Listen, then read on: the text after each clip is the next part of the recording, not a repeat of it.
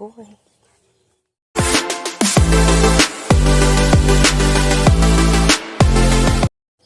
And this is Duke. He's just beautiful. Oh, he's gorgeous. He's starting to get used to the backyard. Yeah. Good boy. No, you can't get out of there. No, no, no. I'm going to have to secure the bottom because I dig a trench whenever I put my fences in.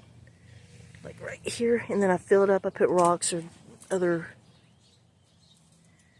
things in there. No! You stay out there. He was looking through that little spot right here. And I'm fixing to secure that. And this is Dallas. She's a female. And this here's Duke. He's considerably bigger than her. He weighs probably about 110 pounds.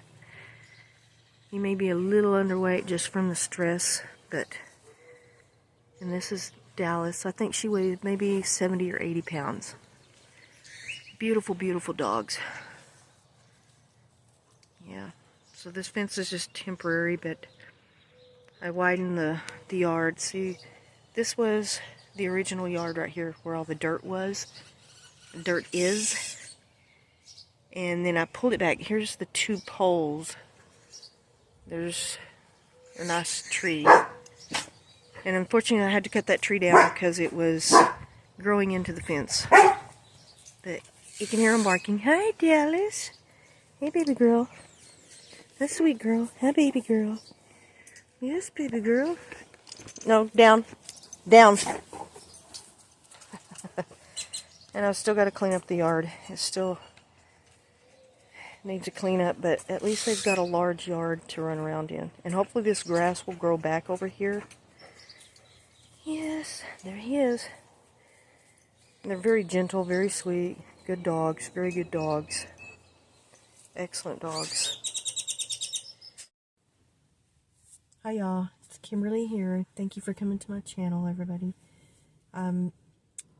I know I said I was going to post a video on Sunday, but I'm sorry. I just got so bogged down with so many things going on at once. And picking up the dogs, the rescue dogs that I picked up, and trying to acclimate them and fit them in, build a fence, and work was just another whole thing. But it's been, well, today's Saturday, so I'm like almost a week late on the video. But I've been so busy. As some of you may know, I was going through a divorce. There was a settlement that we got finally. It was a nightmare. It was so stressful. It was one of the worst things I've ever been through in my life. And I don't know how people can go through that 3, 4, 5, 6 times. What? How in the hell do people have the energy and the time and the money to go through repeated divorces and marriages? One time in my life was enough. It took the wind out of my sails so much. I'm so glad that it's the financial settlement part. That part is over with. I've just got to wait for the official filing. There's a waiting period in Texas. I think it's either 30 or 60 days. I can't remember what it is. It's different states, and then I'll get the stamp of approval, divorced. And so I was going through all that, and then work has been up and down. Sometimes we're busy, sometimes we're slow, and we just got kind of crushed a little bit. This last week has been crazy at work. And then I was trying to build a fence, and I've built a few fences before, like small chain link fences for temporary use, for if I've ever moved anywhere, or if I've had to repair a fence. I know how to do that with a chain link. But I didn't have an easy stretcher, and my backyard was, as I say, I'm the house in the front, and then there's a house they built in the backyard, so I have like a half a lot, really. I live in a small 1-bedroom house, so the backyard and the front yard is, I mean, it's a smaller house. So even though there's a 3-bedroom house in my backyard, and they split the lot and sold the other house, and then it was just 2 separate pieces of real estate. And the house I live in, the backyard that I had was more like what was supposed to be a temporary yard for my dogs, and then I was going to enclose the whole yard, get a whole brand new chain link fence put up.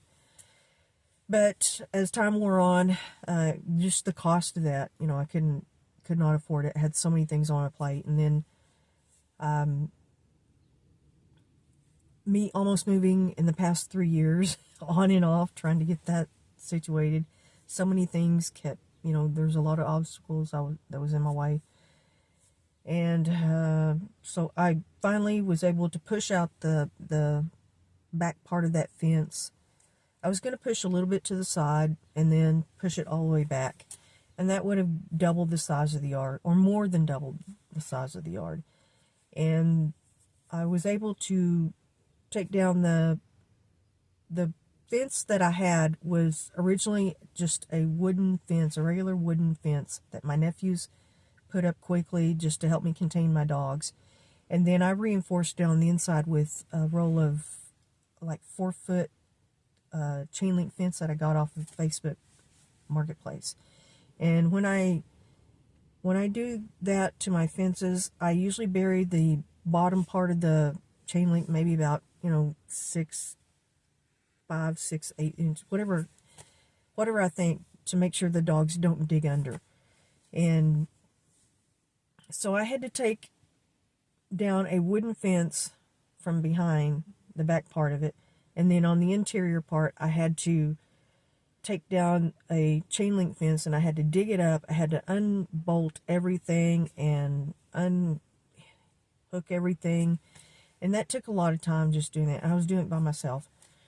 And then I was able to set the poles up, or I had to already set the poles up before I took down that fence, because I wouldn't be able to put my dogs in the backyard for the time being. And I thought I could do it over, I get a 3-day weekend. That's my work schedule. I work 4 days and 3 days off. And I thought I had already got all the poles set up, and then I took down the wooden fence, and that took me almost, oh my God, that took me almost a whole day, because I'm short, and the fence was like, I don't even know, part of it was like 6 feet tall, I guess, and I was trying to scoot the panels back, and they were real rickety, real horrible, and they were falling and breaking.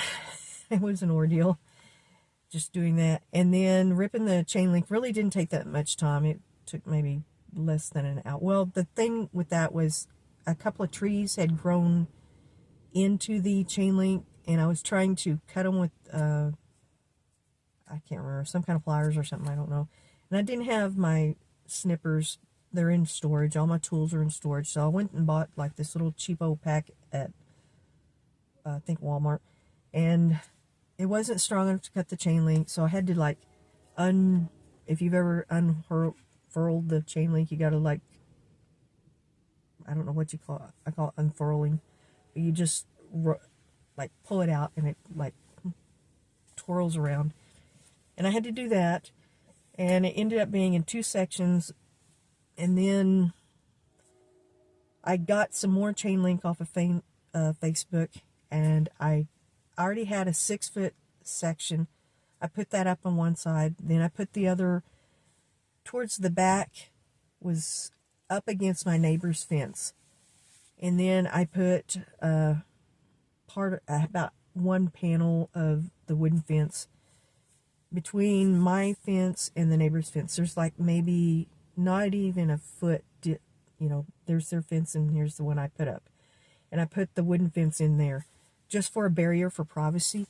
They do have some of that white metal weaving that goes through their fence for privacy.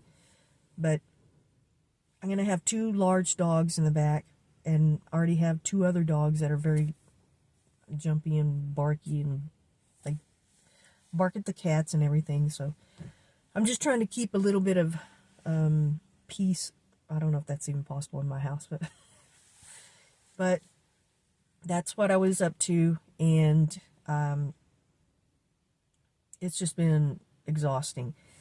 And then I had to travel I made an arrangement with the people that were giving up these dogs, and I think I had to travel maybe like 3 hours, and that was across to the central part of Texas, from the lower northern part of Texas to the central part of Texas. It was around San Angelo, and I went just in a morning trip, 3-hour trip, and it didn't take, as long. On my end, I think they had to drive a little bit further, maybe an extra hour, hour and a half, because they were all the way into somewhere around Austin, I don't know. But one thing I want to stress is I do not criticize these people for doing what they did. A lot of people, they think, oh, you gave up your dogs, you don't care, this and that. But I think, these are big dogs. They're Rottweilers. And it takes a lot of space, a lot of time, and if you have dogs like that, they need to be well trained, especially if you want to take them in public. And one of them is huge. He weighs about 110 pounds, I think. So I'm not criticizing any people at all, none whatsoever, because they really weren't providing the quality of life for these dogs, and they took the time to train these dogs very well. They're very sweet, very well behaved, extraordinarily well behaved for large dogs. And that was a concern for me, because I didn't want to get a dog that I can't control, or somebody else's problem that they created by abusing it or neglecting it. And these dogs were well taken care of. I can tell they were not mistreated. They have the best dispositions, the sweetest behaviors so far. I'm going to say that hopefully this is their behavior, and if I can keep up on my end to continue to treat them the way that they kind of gave me a little bit of information about how they were, how they had trained them, the obedience that they had started with them. And I'm going to try to do that. I have trained a really good pit bull before, I could take that dog anywhere, and nothing distracted this dog. But it took me hours and hours, sometimes 4 or 5 hours a day, just training this dog and making sure, to make sure I could take that dog anywhere. And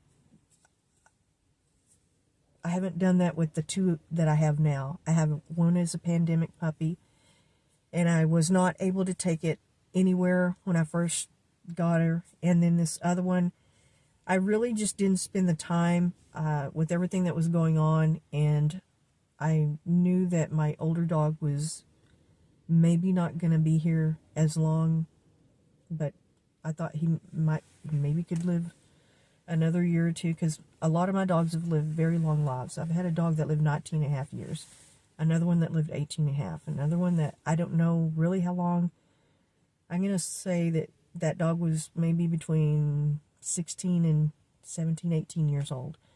So I've had a lot of dogs, and I've had Chihuahuas, a couple of Chihuahuas that have lived a very, very long time also.